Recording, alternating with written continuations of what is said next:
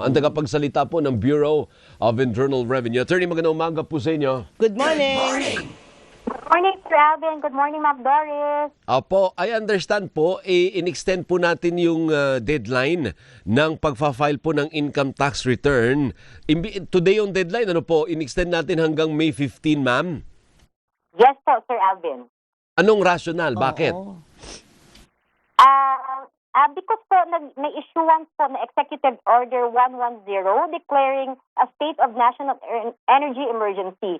So, para mabigyan po yung ating taxpayers ng panahon, ang deadline for filing, payment, and submission of annual income tax return for 2025 was moved from April 15, which is ngayong araw, hanggang sa May 15, 2026 po. Pero So, bago nating deadline ngayon, May 15 na po. May 15. Sir Alvin and Ma'am Doris. Opo. Pero yan ba, Attorney Brianna, ay may impact ba yan sa koleksyon naman ng buwis natin para sa kaban ng bayan?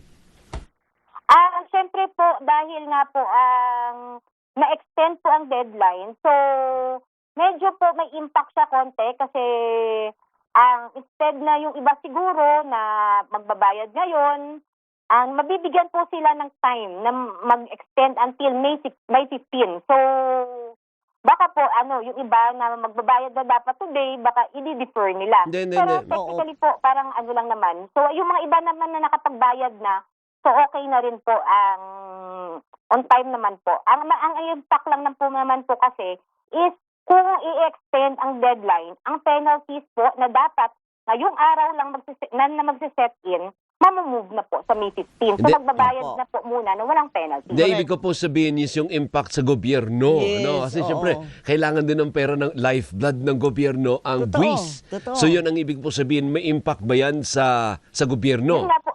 Yun nga po, Sir Alvin, nasabi ko nga po, siyempre po, instead po na makukolekta na natin ngayon at simula bukas sana may penalty na, madadagdan ang koleksyon ng gobyerno, bababawasan po ng konti. Ano mga magkano? Ay, wala po akong data sa ngayon, so kasi po, depende po yan kung sino hindi magbabayad on time. Pero hindi naman ganun kalakihan. Oo. Kumbaga, hindi naman masasaktan ng todo ang gobyerno. Yan po, defer lang po ang time sa pagbayad. Pero, obligado pa rin po ang ating taxpayers na magbayad. Ayun. Kung Very sakali good. bang may impact, ma'am, anong mga proyekto na ng gobyerno ang medyo nadidelikado na hindi naman na hindi Agad-agad mapipinansa. Oo. Sa ngayon, ma'am, hindi pa naman siya po ganun kalaki ang impact. Yun nga po, kasi ang hindi pa natin nga ma-measure dahil nga penalties lang. So, alam naman po natin ang mga nangyayari ngayon. We have suspension na rin po ng excise. But since, because we are experiencing crisis sa ngayon, so, mas mabuting maramdaman agad ng mga taxpayer natin para mabawasan po ang impact ng rising oil prices. Tama. Kumbaga tulong sa kanila. Oo.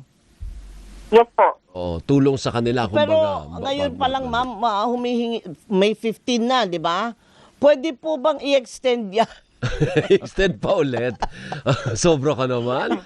Kumbaga bakit hindi isang buwan lang yung extension, attorney? Oo. Opo. Sa ngayon po, since we complied with Executive Order 110.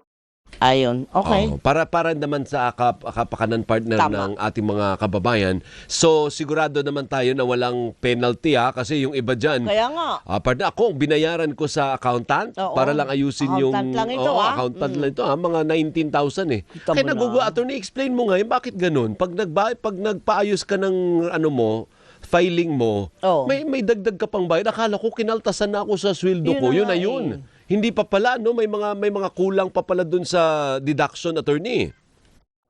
Actually, sir, clarify ko po, kasi di ba may mga withholding po tayo. Oo. So iba po ang klaseng taxpayer natin. May mga employed, yung isa lang po ang employer niya. Yun po ang kinakaltas ang sweldo. Meron naman po tayo mga professionals or empleyado nga siya, kinakatasan siya ng buwis sa kanyang compensation income, pero nag-i-engage siya sa business or merong multiple employer siya. So yun po ang mga taxpayers na kailangan po mag-file ng income tax return nila this supposed to be April 15, which na-extend nga May 15. Mm-mm. So yun po,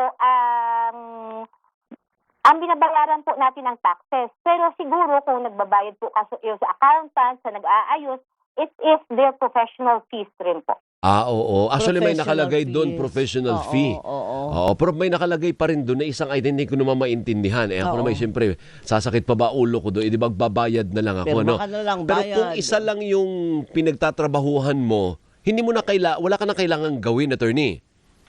Yes po, tama Sir Alvin. Kasi kung isa lang po ang employer mo, ang employer na po ang magsusubstituted filing for you. So, ang proof mo na nagbayad ka ng income is bibigyan ka ng employer mo ng BIR Form 2316. Ibig sabihin po, ang iyong taxes kinaltas na ng employer. Oo, kung ano yung kinaltas, yun na yun. Oo, Kaya nga oo. Yun na yun. Dahil yun po ang proof of filing nyo. Kung isa lang ang employer nyo, basta tinanong kayo, nagbayad ba kayo ng taxes nyo, yan ang pakita nyo, ang BIR Form 2316. Okay. Ngayon, dahil medyo taghirap ngayon, attorney, Ay, ano? paano ba yun? Pwede ba na sabihin ng isang tao na hindi muna ako magbabayad ng buwis, ha? Oo. Kasi kulang na yung budget ko dahil ang taas ng presyo ng ng petrolyo Pagka o na- tsaka pagkain at bilihin. Pwede ba Oo. yun? Pwede bang magbayad pagka nakaluwag-luwag na ako? Kasi po ang talaga ng pagbayad ng buwis is inimpose ng batas. So, ang inaalaw lang po na magbayad by installment is only individuals.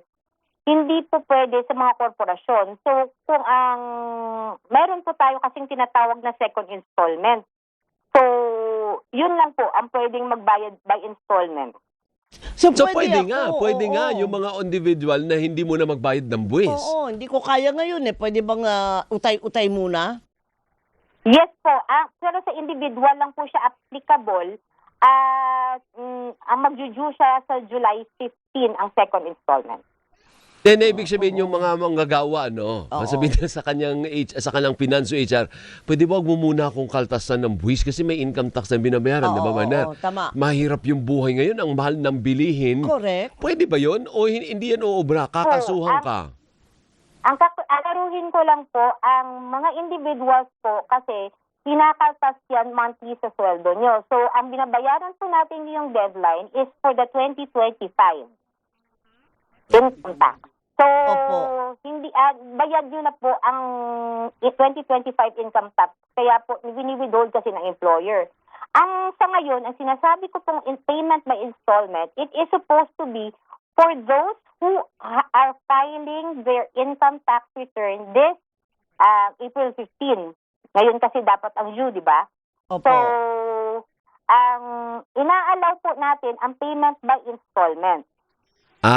Okay. Pero Ulit, ang dulo paano? nun, ang suma total nun, buo mo pa rin babayaran. Pero pwede mo utay-utayin. Mm-mm. Hindi pwede, hindi po pwede yung sinasabing, ito lang muna ngayon. Oo, Kasi rin po, ang batas rin po kasi nagtalaga ng pagbayad. So yung urong lang kung Oo. hindi mo kaya. Gaya, April 15, nabayad ko na sa due date ko sa telepono Pwede bang next na lang ang bayad ko? Hindi pwede pala yun. Po, Ma'am Dory. Hindi ganon. Oo. Ang akala ko naman kasi, kasi ang pinag-uusapan natin, partner, Oo. yung income tax filing, ano mo na to, kunita mo na Oo, Ito'y for totoo. 2025 ang pinag-uusapan natin. Pero ang tanong ko, Attorney Brianna, is prospective ba? Halimbawa, ngayong buwan, di ba may sweldo tayo ngayong buwan, hindi mo Oo, ba? oo. Pwede bang sabihin mo dun sa HR nyo o sa finance mo na, pwede bang wala muna akong kaltas ng income tax? Kasi may kaltas na dun, hindi ho ba? Matik yun Oo, eh. kasi taghirap ngayon Oo. Pahirapan ngayon yung buhay O hindi obrang ganon? Po. Hindi pwede? Hindi po pwede yun kasi nga po withhold siya sa sweldo po. Pwede kaya si Attorney Brianna na lang ang magbayad ng income tax. Yun ang talo natin, partner, kasi Oo. with tax withheld Oo, agad. agad. So oo. bago pa man namin matanggap yung sweldo namin, Attorney Brianna, kaltas na. Kaltas na. Kasi obligado yung kumpanya na kaltasin yun. Parang Correct. ganon. Tama po. Tapos, So hindi pa pwedeng sabihin ng kumpanya na bilang gawa sa mga manggagawa, hindi muna tayo mangungulekta Hindi pwede. ng withholding tax. Hindi pa pwede. Oh. Wala pong ganong mekanismo ang ating batas. Ayun, Gumawa yun na lang. lang tayo, ma'am. Kung wala pa lang mekanismo. Di ba? Mahirap yan, mahirap. Pinagtatawanan lang natin, pero alam mo yun, yung parang reality bites na Oo.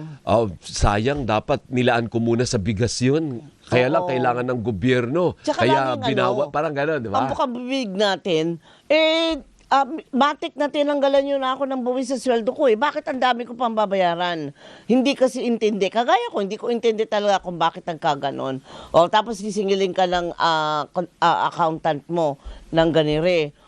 Kung ako na lang ang kaya ang mag-accountant, Hindi, pero kung isa nga lang yung pinagtatrabahuhan mo, sabi ni attorney, Yun na yun. hindi mo kailangan. Ayun, Oo. okay, Kaya lang nangyayari sa atin yun dahil marami pa tayong ibang racket Oo. at pinagtatrabahuhan. Kaya kailangan huwag mo, mong ilakas.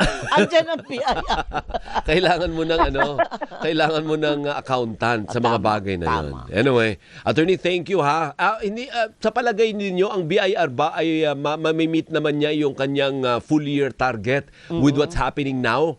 Kaya bang i-meet yung target ninyo o mukhang mahirapan kayo i-meet yung target because of the economic crunch? We are hoping po that we can still reach the target since we are all undergoing crisis sa ngayon. But we are depending on our taxpayer and we are calling our taxpayers to file and pay your taxes correctly. Kasi po, despite what is happening right now, the obligation to file and pay taxes still remains. Magkano nga yung target natin for the year, attorney? At so far, magkano na yung nakolekta natin sa first quarter ng taon? We are set to issue the collection for the first quarter of the year. But for 2026, the BIR has a target of 3.579 trillion pesos. Ilan? Kamo, sorry, pumapangit yung signal mo. 3.5? 3.579 trillion pesos. Grabe ba So we are yet Grabe. to release the final tax collection figure for the first quarter. 3.5 trillion Oh, my pesos lordy. Oo. ang target ng BIR. So kakayanin naman kahit nakararanas tayo ng krisis, attorney. We are hoping and we are positive na ang mga taxpayer po natin ay magbabayad ng tama. Opo. At kung hindi, kasi may implikasyon Sasablay po tayo, eh. oo. May implikasyon po yan. Kasi may mga proyekto po ang gobyerno na kailangan ng funding Correct. ng BIR at ng customs. Di ba mas malaki po ma'am yung target ng BIR kaysa sa customs? Tama po, Sir Alvin. Oh, see? Ah. So kaya talaga itong workhorse natin, partner. Kailangan kaya nga. natin protektahan yung BIR para makakolekta siya ng tama. Tama. Oo, Kaya para nga may po, ma'am. panggastos ang gobyerno. Oo. Kaya attorney, ang advice ko, i-secure niyong mabuti yung mali-maleta ang pera na yan. Or hindi mali-maleta lang, trillion. Kaya. Oo.